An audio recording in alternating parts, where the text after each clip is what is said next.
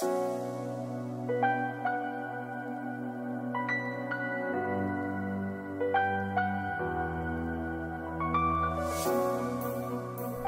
friends, used to be the kid that ate worms for money here, bringing you another Dota 2 video on behalf of Dota Alchemy, where we're going to discuss why people in your pubs and in my pubs feed relentlessly when they play this Pudge hero, and why Zai does not in the highest possible tier of Dota. So without further ado, let's get right into it. So first things first, I want to say that this hero is incredibly snowbally in both directions. If you start dying, you can be completely useless and feed 1 in 14. If you start owning people, you can be borderline unkillable. So that's why a lot of people will essentially fuck it up really badly in pubs, because they don't hit the correct timings, they lose momentum, and then they snowball in the opposite direction of what you would like. So what we're going to be taking a look at in this replay is the different timings that Zai hits in terms of his itemization, in terms of his rotations, and why he does it, and how that differentiates him from the pub Pudges.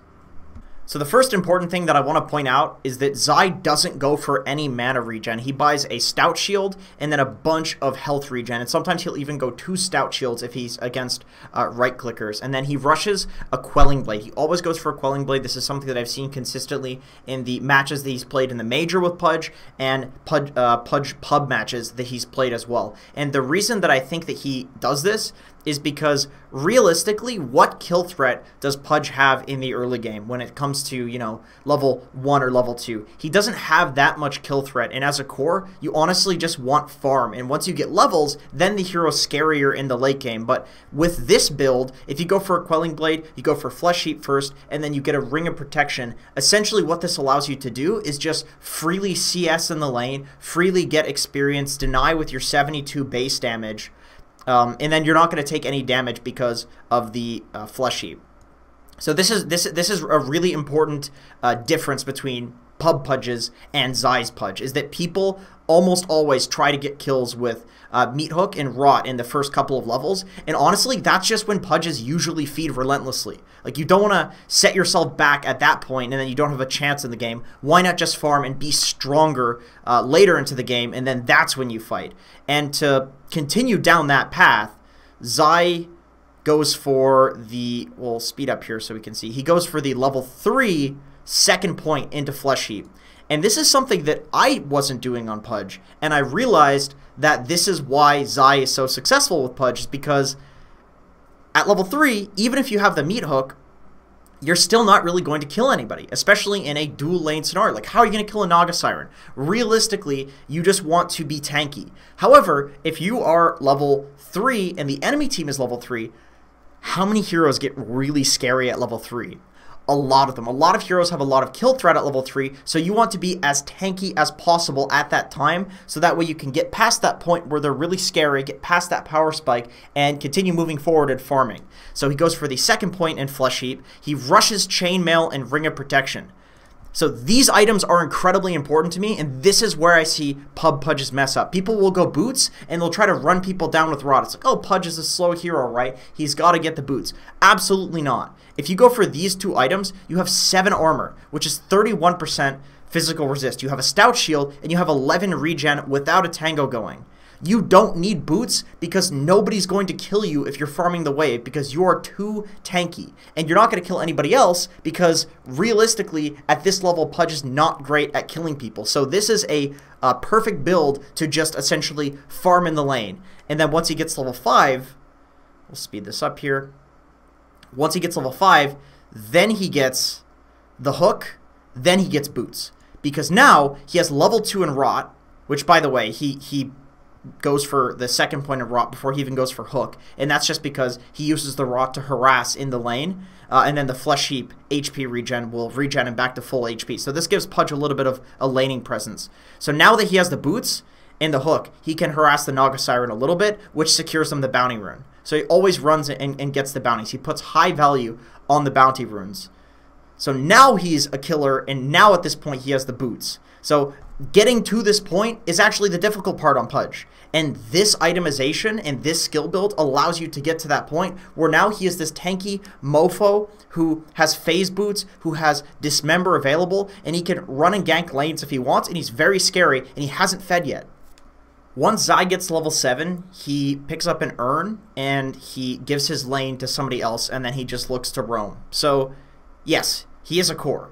Yes, he could technically go farm with the level 3 in Flesh Heap and with Rot, but he realizes that his hero's really strong at fighting right now, and there are other heroes such as his Drow, or maybe if you're in a pub, maybe your 5-roll can get level 6. He is really tanky at this point. He is extremely, he has extremely high kill threat, so why not roam? And also he has the urn, so that's going to sustain his mana so that he can cast out all of his spells, and then he has the Flesh Heap, so that's going to sustain his HP so he can just run people down with Rot. So you can see that once he hits level 7, he literally just runs to the lane where his presence can be most felt. And the thing is, sure, he's not getting any kills, but it doesn't matter because when you're Pudge, your rotations aren't necessarily about getting kills. Sure, you'd love to get your Flesh Heap stacks up. Sure, you'd love to get kills. But he does stuff like dragging waves. It's more about applying pressure to the map, taking towers, taking over an area so the enemy team is scared of you there. And that's going to give you farm elsewhere on the map. That's going to allow, for example, Yapsor on the Luna to farm. It's really more about the pressure than it is about the kills, although because he's got this Tusk to set him up and because Pudge is just a great kill hero when you have these items and this level, he is getting kills. But it wouldn't really matter if he wasn't because it's more about putting your presence somewhere on the map where it's going to be most felt. One really important note, in my opinion, about this build that Zai does is that he goes for Hood of Defiance once he starts leveling up his Rot. And this makes a lot of sense to me because when you have the max Flesh Heap and you don't have points in Rot, you're obviously not going to take very much damage when it comes to, level 2 Rot with the Flesh Heap regen that you have.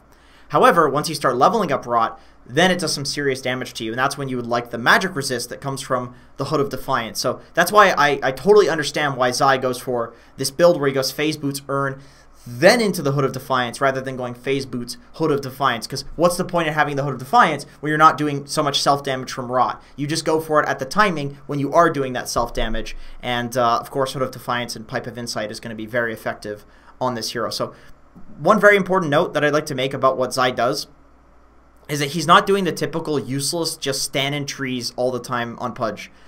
He is spending, 10 to 20 second timings where he is sitting in trees where it's like, okay, I'm going to wait for something here.